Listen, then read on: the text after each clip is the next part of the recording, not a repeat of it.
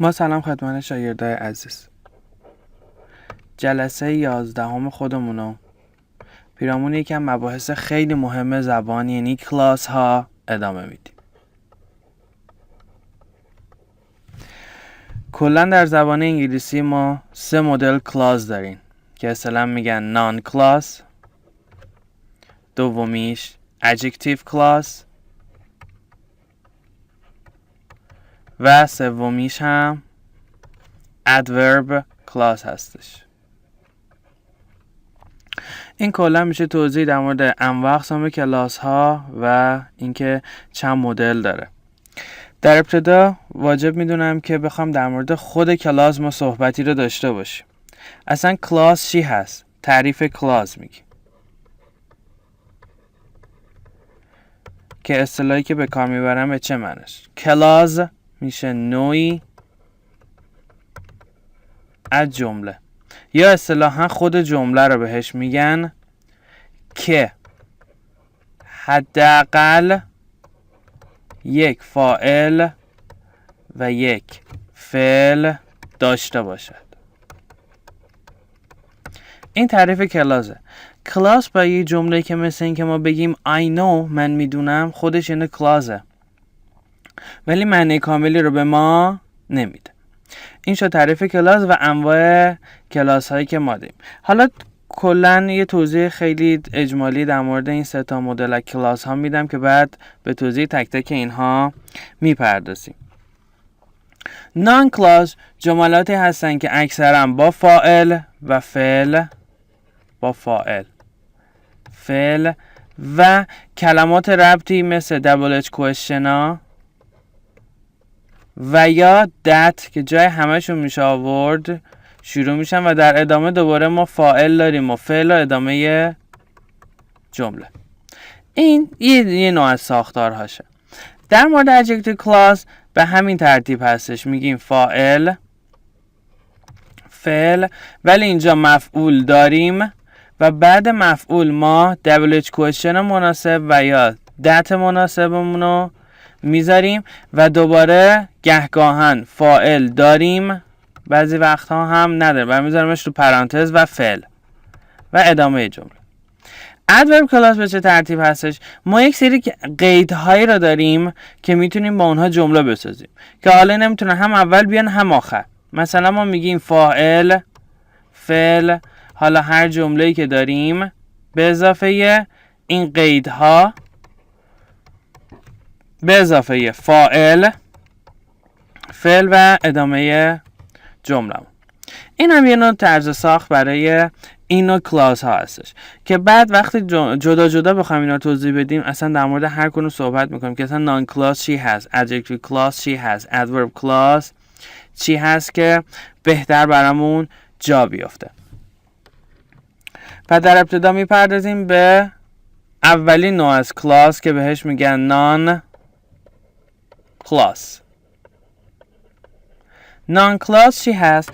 مگه نگفتیم که کلاس یک نوع جمله است؟ نان کلاس به اصطلاحاً ما بهش میگیم جمله اسمیه. یعنی چی؟ نوعی از جمله است که نقش اسم را بازی میکند. یعنی چی؟ یعنی ما از این نان کلاس ها میتونیم جای فاعل و همچنین جای مفعول در جملهمون استفاده کنیم. فعلا در حال حاضر ما بیشتر می‌پردازیم به اون نقش جمله اسمیه به عنوان مفعول در جمله. همونطور که گفتیم طریقه ساختش به چه ترتیب بود؟ فاعل، فعل. حالا گفتیم هم میتونیم double H question ها رو بیاریم و هم جای همشون میتونیم that بذاریم و بعد دوباره ما فاعل میخوایم، فعل میخوایم و ادامه جمله. برای مثال میتونم بگم I know. حالا اینجا double H بخوام بذاریم میگیم where he studies. میگه من میدونم که کجا اون پسر درس میخونه. این یه نوع ساختار، یک مثال برای اون ساختار هستش. حالا می‌پردازیم به قواعدی که ما برای ساختن یک نان کلاز احتیاج داریم. همونطور که میبینید ما بعد WH question ها، بعد از WH و یا دتی که توی جمله داریم، حتما نان کلاز ما باید به صورت مثبت و یا منفی باشد.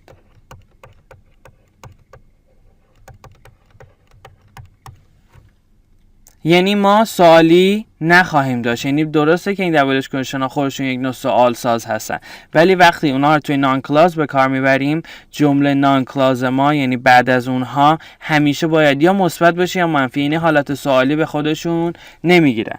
یعنی چی؟ یعنی ما توی مثال داریم، مثلا میگیم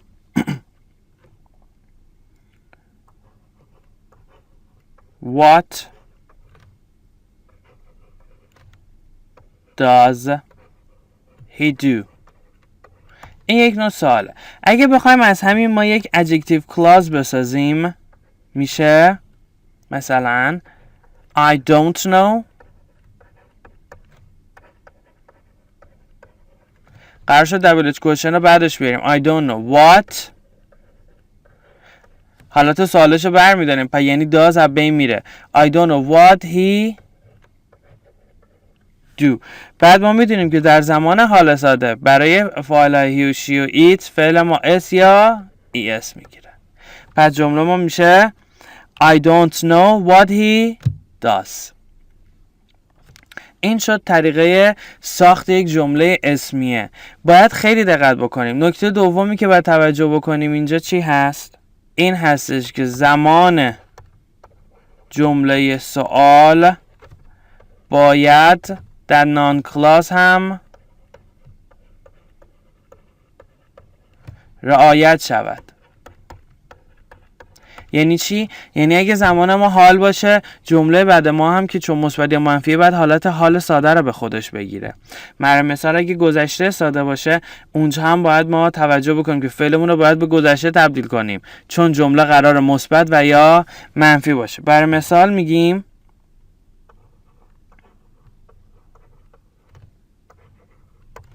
Where did Maryam go؟ اگه بخوایم همین ما به حالت نان کلاز بنویسیم، میگیم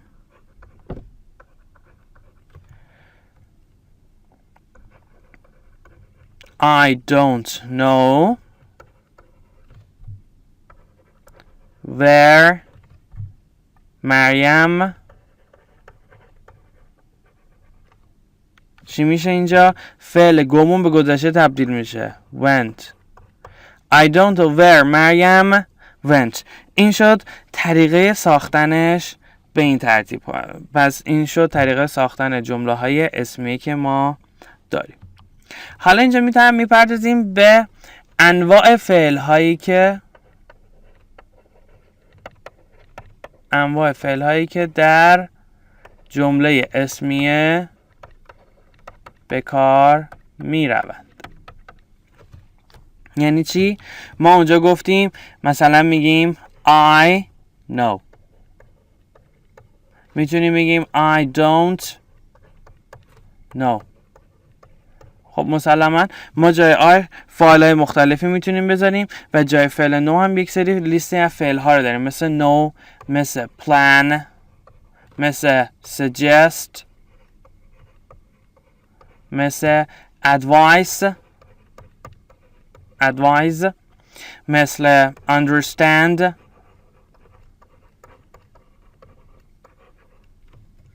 I offer، I guess و از این قبیل فعل ها. پس ما یک سری از لیستی از فعل ها داریم که اینا هم میتونن مثبت باشن، هم منفی، هم سوالی. دقت داشته باشید که ما قبل WH question مون، اینو بالا یک نکته بهتون اعلام میکنم، قبل از that و یا اون WH کوئشن هایی که ما به کار میبریم قبلشون، بازم تاکید میکنم قبلشون، جمله ما میتواند هم سوالی، هم منفی و هم مثبت باشد. فقط بعد از WH کوئشن هاست که ما باید جمله با حالت مثبت و منفی باشه، یعنی سوالی نمیتونه بیایم. بر مثال ما میتونیم بگیم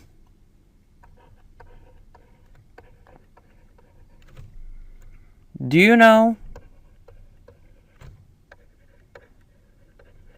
when they left here؟ میگیم شما میدونید که کی اونا اینجا رو ترک کردن؟ و دیدین قسمت اولمون رو ما تونستیم سوالی بکنیم، ولی قسمت بعد به هیچ وجه سوالی نمیشه. و نکته دوم، چرا ما به اینها اصلا جمله اسمیه میگیم؟ به اینها جمله اسمیه میگیم چون نقش اسم میگیرن. چرا؟ ما میدونیم که بعد از فعل همیشه ما مفعول داریم. این that double question یا هر چیز دیگه ای که میاریم و اصطلاحاً اینو ما جای مفعول آوردیم. پس این جمله جای چی اومده؟ جای مفعول. چون جای مفعول اومده یک کلمه نیست، یه حالت جمله است، یعنی حالت کلازه، ما اصطلاحاً بهشون میگیم جمله اسمیه. پس دلیل این که اصلا به این جمله اسمی میگن همینه، چون نقش مفعولی میگیرن و ما میدونیم که چیزهایی که یعنی کلماتی که جای مفعول ما میتونستیم به کار ببریم یا ضمیر بودن یا اسم بودن یا نام بودن. نام که نیست، ضمیر که نیست، پس اینو جمله یه نوع اسمن. اینها یک نوع جمله اسمیه، یعنی شبه جمله هستند که ما نقش مفعولی بهشون دادیم و در جمله به کارشون بردیم.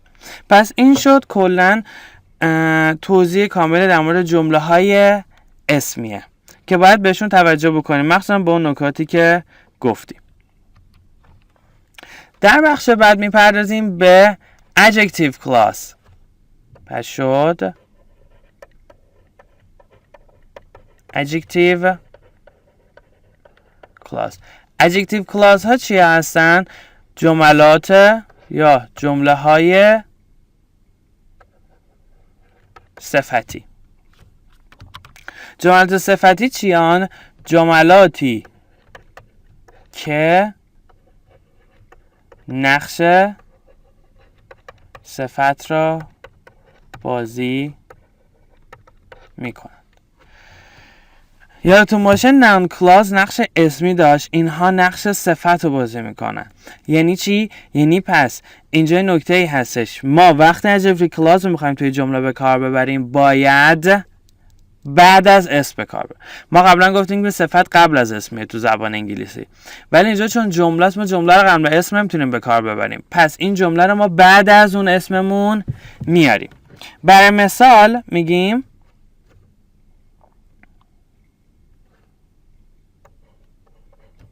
The man who teaches English is my uncle. شد مردی که زبان درس میدهد عموی من است. اگه اینجا دقت بکنیم ما double H کوئشنمون رو بعد از چی آوردیم؟ بعد از the man. یعنی این جمله از who تا English یعنی who teach English یه توضیح بیشتری داره در مورد کی؟ در مورد اون مرده که عموشه. پس این برای ما میشه جمله صفتی یا adjective clause. توی adjective clause ما باید یه چیزی رو دقت بکنیم. اون double H question هایی که میخوایم به کار ببریم باید بر اساس اسم قبل از آن انتخاب شوند. یعنی چی؟ یعنی اگه کلمه قبلشون اسم بود یعنی مسلما که اسم هستش. اگه فرد بود، جا بود، مکان بود، زمان بود، هر کدوم بعد دبل اچ کوشن خاص و مناسب خودش رو به کار ببره. پس اینجا لازمه که من به دبل اچ کوشن ها بپردازم. ما چند مدل دبل اچ کوشن داشتیم. what، where، when، who، whom، which،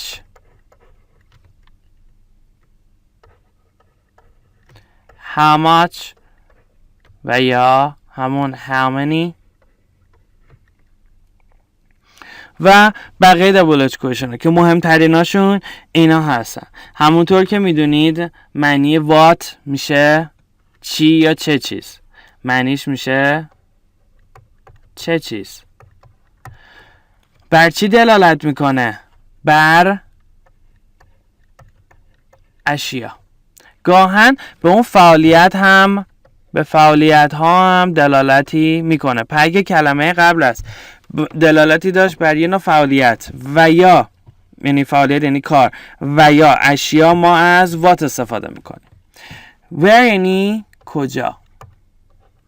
اگه کلمه قبلش به مکان و یا جا اشاره میکرد ما باید adjective clauseمون رو با where شروع بکنیم. when یعنی کی، چه زمانی. پس در مورد زمان و وقت ما از when استفاده میکنیم. who یعنی چه کسی. و اگه اسم قبلش به فرد دلالت میکرد یا شخص ما از who استفاده میکنیم. whom هم یعنی چه کسی و دقیقاً معنیش با who یکی هستش. فقط یه تفاوتی دارن که جداگونه توضیح میدم این تفاوت اینا رو. در از who نقش فاعلی داره، whom نقش مفعولی. which یعنی کدام. پس ما اگه کلمه قبلش دوباره اشیا باشه مسلما بیشتر از which استفاده میکنه. how much و how many یعنی چه مقدار و یا چه تعداد، که در مورد تعدادشون در موردش صحبت میکنه، یعنی در مورد مقدار و یا تعداد چیزی. یکی دیگه مهمترین دبل اچ کوشن ها که داریم whose هستش. همونجور که میدونید whose یعنی مال چه کسی. قبلش عموما اون اسمی که به کار میره یک نوع اشیا یا شی هستش دوباره، ولی تفاوت معنیش با which در اینجاست که whose به معنی مال چه کسی، یعنی بعد از اون ما باید فردی رو به کار ببریم یا جمله‌ای رو به کار ببریم که مالکیت اون شی رو نشون بده، ولی which توضیح بیشتری در مورد اون شی به ما میده. خب این شد توضیح در مورد adjective clause ها. حالا توی این مثال بهتر توضیح میدیم اینا رو. پس اینجا می نویسیم مثال. بر مثال ما دو تا جمله داریم. مثلا میگیم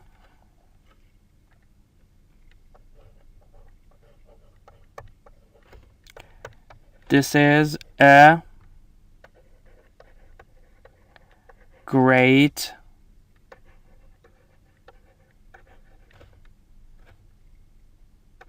handicraft.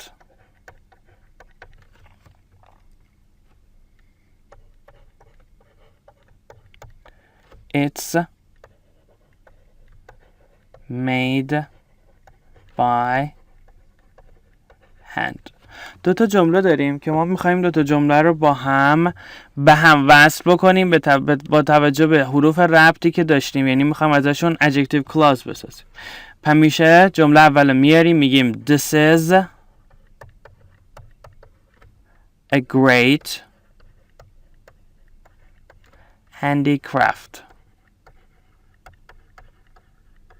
هندیکرافت یعنی اشیایی که با دست درست میشن، اصطلاحاً ما بهشون میگیم صنایع دستی. خب ما جمله اول آوردیم، الان میخوایم جمله دوم بنویسیم. حالا قبل از اینکه حرف ربط رو بگم طریقه ساختشو میخوام بهتون یاد بدم. بعد مینویسیم It is made by hand. خب الان ما دو جمله رو نوشتیم. چه تغییراتی رو میتونیم توشون بدیم؟ اینجا اولین که باید دقت بکنیم که کلمه قبل جا خالی ما چیه؟ هندیکرافت. هندیکرافت یعنی اشیا. ما برای اشیا 3 تا داشتیم. what که بیشتر با حالت فعالیت برمیگشت، which و whose. جمله دوم معنی whose را به ما نمیده، یعنی مالکیت نمیده، بلکه توضیح بیشتری داره در مورد اون شی میده. پس بنابراین ما اینجا از کلمه which استفاده میکنیم. پس شد This is a great handicraft which it is made by hand. خب ما اینجا میتونیم یه تغییر دیگه هم بدیم. چون این ویچ آوردیم در اصل میتونیم ضمیر ایتمونم از جملمون حذف بکنیم. پس جمله ها به این ترتیب This is a great handicraft which is made by hand. پس این شد جمله ما. مثال بعدی که بخوام بزنم، اینجا مثالی رو میخوام بزنیم که بتونیم تفاوت هو و هوم هم بهتون بگم. چون گفتم هو نقش مفعولی در نقش فاعلی داره و هوز نقش مفعولی. نکته که بعد اینجا توجه بکنید اینه که ما بالاتون نکته بگم، اینو خیلی بهتره. بعد از هو فعل داریم، در صورتی که بعد از هوم ما فاعل و فعل داریم. پس این شد یکی از نکته هایی که ما در مورد این دوتا خواهیم داشت. توی مثال میگیم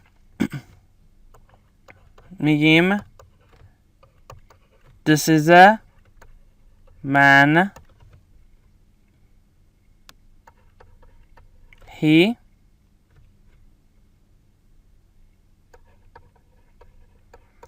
teaches مثلا همون English. ما اگه بخوایم این دوتا رو به هم وصل بکنیم، جمله اول قرار شد بنویسیم This is a man. جای خالیمون هم گفتیم جمله دوم می نویسیم He teaches or teaches English. خب کلمه قبلش به چی دلالت میکنه؟ به فرد. ما برای فرد یه هو داریم یه هوم. خب الان ما تو این جمله دوم مفعولی را نداریم، پس میفهمیم که باید فاعل از جمله خط بخوره و چون نقش فاعلی داشته جاش هو میاریم. در مثال دیگه که بخوایم بزنم میگم This is a man. I borrowed some money to him. دوتا جمله رو می نویسیم، میگیم This is a man. جای خالی رو میذاریم I borrowed him some money. این دو تا جمله با هم هیچ فرقی نداره. هم میتونیم ما مفعول رو بعد از فعل بیاریم، هم میتونیم توی اصطلاح هم با تو در آخر جمله بیاریم. هیچ فرقی با هم نداره. خب اینجا قرار شد ما من آوردیم، جای خالی داریم، بعدش فاعل داریم. چی باید بذاریم؟ whom، طبق نکته‌ای که گفتیم. درست شد؟ توی جمله مفعول داریم، چون فاعل داشتیم مفعول جمله باید از بین بره، چون جاش whom آوردیم. پس جمله میشه This is a man whom I borrow some money. در اصل یعنی مردیه که من بهش مقداری پول قرض داده بودم. این شد دقیقاً طریقه ساخت جملات و نوع جملاتی که ما در جمله اسمیه و جمله های صفتی داشتیم. اگه دوباره بخوایم برگردیم میگیم ما 3 مدل کلاز داشتیم: نان کلاز، ادجکتیو کلاز و ادورب کلاز که پرداختیم به توضیح کلاز. اصلا کلاز چیه؟ گفتیم کلاز نوعی از جمله هستش که حداقل یک فاعل و یک فعل داشته باشه. طریقه ساخت نان کلاز، ادجکتیو کلاز، ادورب کلاز رو گفتیم. اومدیم به طور جداگانه هر کدومو توضیح دادیم. گفتیم مثلا نان کلاز چی هست؟ گفتیم نان کلاز یک نوع جمله اسمی است که نقش اسم رو تو جمله به خودش میگیره. پس نتیجه میگیریم که اکثرا ما این جملات رو در به جای مفعول به کار میبریم.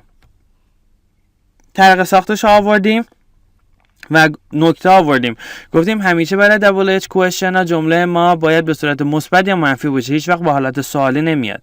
یعنی در تبدیل سوالی مثل what does he do، اگه ما اینو بخوایم با حالت جمله اسمی به کار ببریم میگیم I don't know what، به جای اینکه بگیم what does he do میگیم what he does.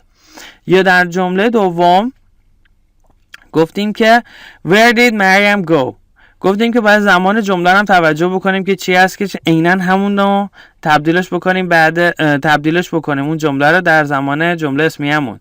پس گفتیم where did Mariam go، جمله اسمیه شد I don't know where Mariam went، چون گذشته بود. در قسمت بعد اومدیم گفتیم چند مدل فعل میتونیم به کار ببریم، مثل know، don't know، plan، suggest، advise، understand، offer، guess و خیلی فعلای دیگه. نکته مهم، ما این قسمت قبل دابل اچ کوئسچن رو گفتیم میتونیم هم سوالی کنیم، هم منفی و هم به حالت مثبت، ولی قسمت بعدش رو نمیتونستیم. و بعد اومدیم پرداختیم به جملات صفتی، همون adjectives clause ها. گفتیم جملاتی که نقش صفت رو به خودشون میگیرن و عموما بعد از اسم به کار میرن. فقط با توجه به اون اسمی که ما داریم قبلشون باید دابل اچ کوئسچن مناسب رو براشون انتخاب کنیم. اومدیم هم وقتم دابل اچ کوئسچن ها و اسمایی که میتونن بهشون دلالت بکنن رو آوردیم، توضیح دادیم و در آخر اومدیم با اینها رو با مثال توضیح دادیم. گفتیم مثلا اگه 2 تا جمله داشته باشیم مثل this is a great handicraft it's made by hand، نوشتیمشون طریق ساخت رو گفتیم میتونیم جا خالی بزنیم، جمله بعد بنویسیم و بر اساس اسمی که قبلش داره دابل اچ کوئسچن مناسب رو انتخاب کنیم و اون فاعل یا مفعول مورد نظر رو از جمله‌مون حذف بکنیم. مثلا شد this is a great handicraft which is made by hand. بعد اومدیم گفتیم تفاوت هو با هوم چی هستش. گفتیم که همیشه اگه توی تست ما جا خالی داشته باشیم و بعدش فعل باشه از هو استفاده میکنیم، اگه فاعل باشه هوم. و اگه بخوام خودمون 2 تا جمله رو به هم وصل بکنیم 2 تا رو مینویسیم، اگه مفعول داشتیم مفعول رو خط میزنیم هوم میزنیم و اگه فاعل داشتیم فاعل خط میزنیم جاش هوم میزنیم.